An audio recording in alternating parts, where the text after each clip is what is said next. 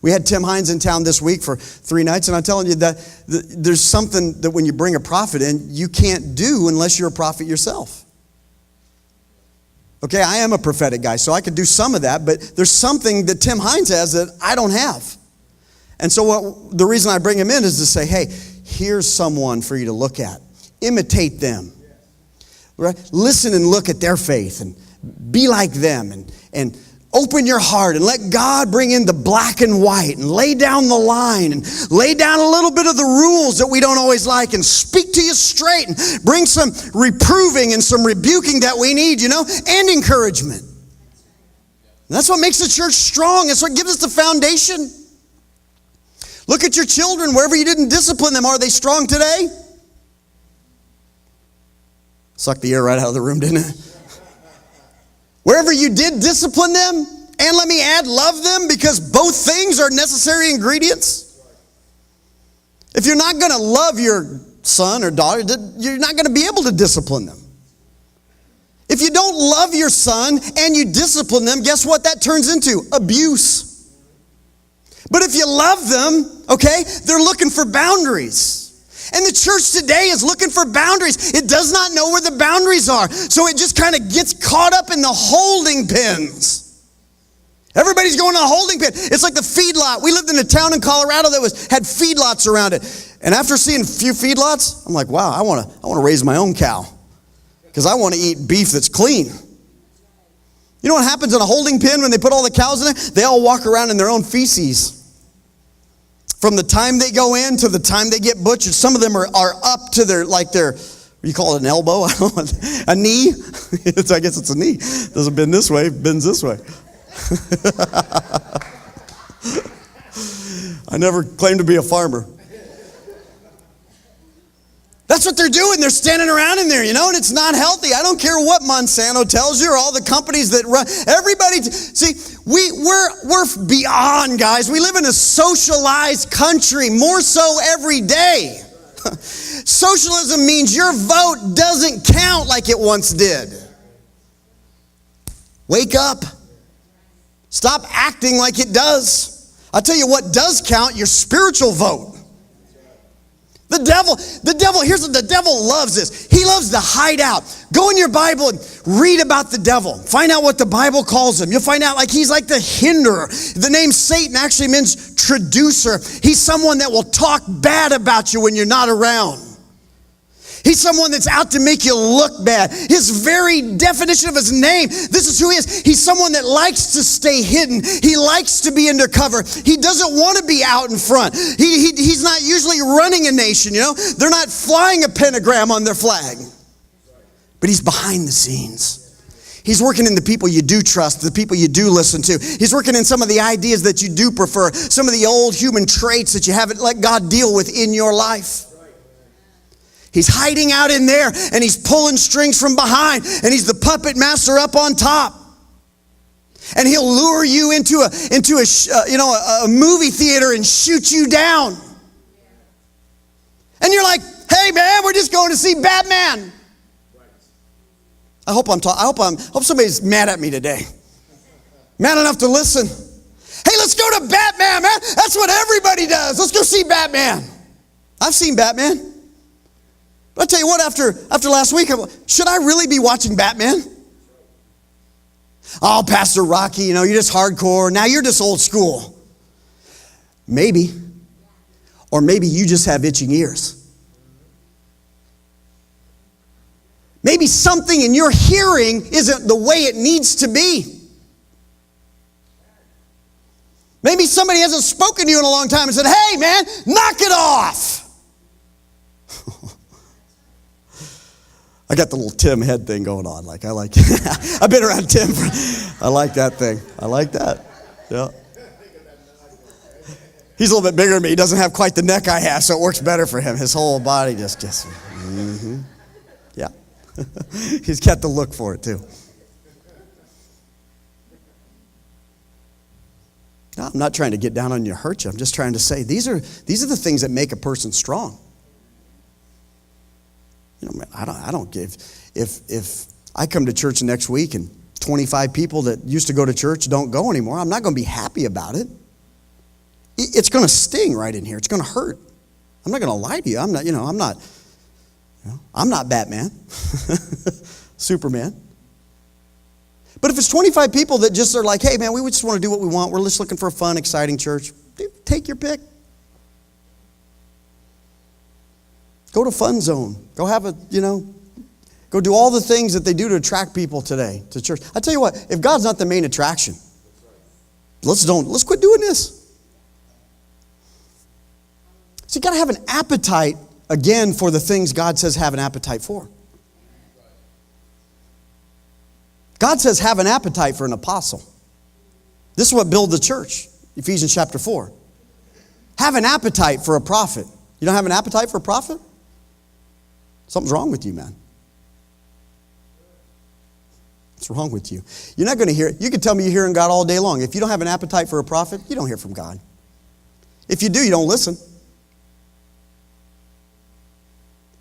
Prophets are people that come and they just bring, man, God said, and you're like, wow, that was awesome. I'm not saying go out and run around and be a groupie for a prophet either. That's not right either. I know people that do that too. Prophets in town, got to go see him. Well, you're going to become as squirrely and as goofy. Everything you do in your life is going to be like prophetically overbalanced, you know. If you just follow the apostle, everything you're going to do is just overbalance in that area. If you just follow the evangelist, you'll think if people don't just win souls, it certainly can't be God. And your thinking will be skewed, and you'll go around in these little cycles that the enemy sets up for you. I'm saying, look, let's just do this. Let's just be people that have faith. Faith enough to get in the Bible and say, Lord, teach me your word. I want to know what you know. Lord, give me a father. Give me a mentor in my life. Lord, put me around people that want you, that are hungry for you. Lord, help me find the right boundaries. I don't exactly know what they are, but Lord, I want you. And I don't really think God's all that far away from the church. I think it's just a few little adjustments, to be honest with you. And our minds would be blown. Man, God, look at God move. But it's easier if we just wait till God moves with some other traveling minister and then we just chase them around. But you know what? I find that most people that do that, when I see them several years down the road, they don't do that anymore. You know why? That gets old. That's not what a Christian's made to be. A Christian's made to be somebody that gets planted in the local town where they live in.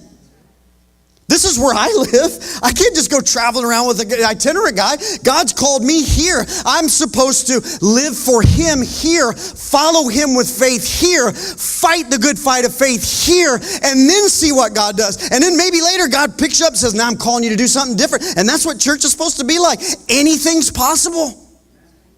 But it starts like a garden. You plant the right seeds, and faith is one of those seeds. Wow.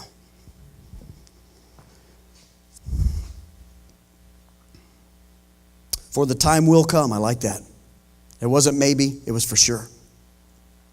People are going to have itching ears. And they shall turn away their ears from the truth. Verse 4 goes on to say, and they shall be turned. Notice the terminology. They turn and then they get turned. See, the thing is, when we don't stay with our attitude open to the Lord, our heart open to the Lord, the enemy's waiting at the door. And as soon as we get far enough, the window's open far enough, or the door in our life is open far enough, then he comes in and he takes it to the next level. They turned, they decided, no, I'm not sure Timothy's our pastor. He's not the guy that we want to follow. And Paul's like, then they go into what? They get turned, and they get turned into fables. Stories that sound good, but that aren't good. Today we have this weird desire for the pantheon of Greek and Roman gods all over again. You notice that? We've opened our nation for 2 or 3 generations to the New Age movement, and this is what we get. And sometimes, and I'm thinking one guy in particular, sometimes I run into even preachers and they're telling me, they're going down, not to see Batman, but they're going down to see Thor. And I'm like, do you know who Thor is? And I watched Thor.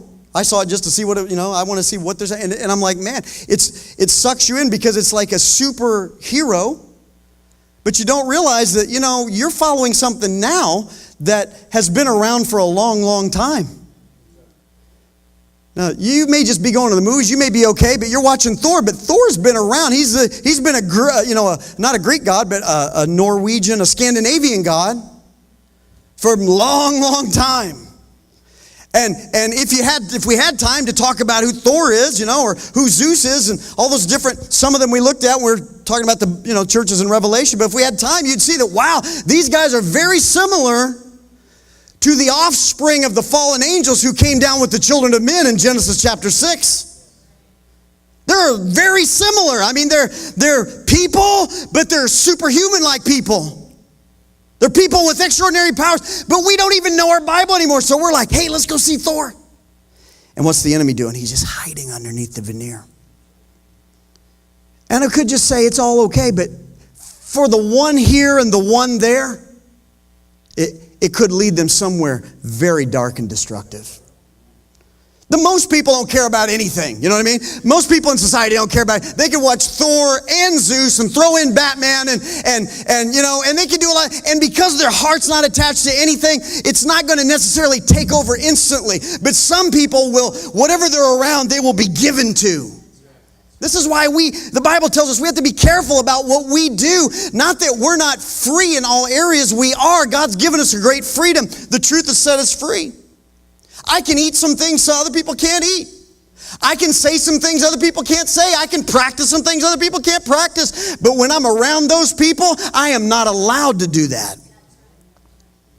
Something in me has to say, wait a minute, Joe over here doesn't eat what I eat, so don't bring him over for dinner and feed that to him.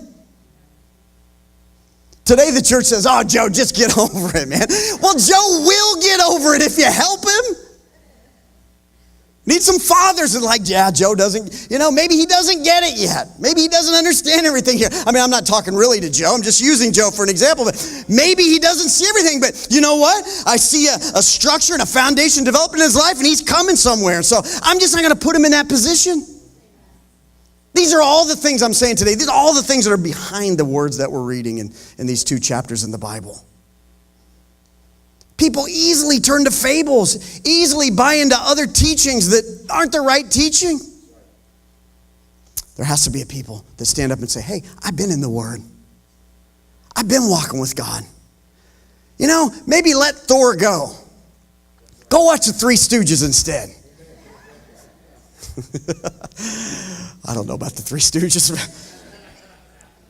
know what I mean? Let the fallen angels go. I mean, who knows what they're doing out there? Who knows? I mean, God's got some of them tied up. The Bible says, who knows what's going on in the dark realm? I don't really want to know everything, but I just want to know this. I don't want to be ignorant of his devices. I know how he works. I know he can lure people into that theater and they can come out, practicing dark arts somewhere down the road and we can't put the connection together. But stuff like that happens. People can get so hyper-spiritual following that prophet around. Back to that story. They can get so spiritually minded that the next time you see them, they're a New Ager. They've taken the alternative form of prophecy. And the gifts of the Spirit, an ability to know what's happening when you can't know, only God can know, but His Spirit shows you. You whet people's appetite for that stuff too much, and then pretty soon that's what they live for. I want to know everything about everyone, and they make all sorts of troubles. I don't know why I'm saying half the things I'm saying today, but I think the Lord He's wanting to work with us and build us. He's wanting us to know faith is a tool, it's a weapon to fight with.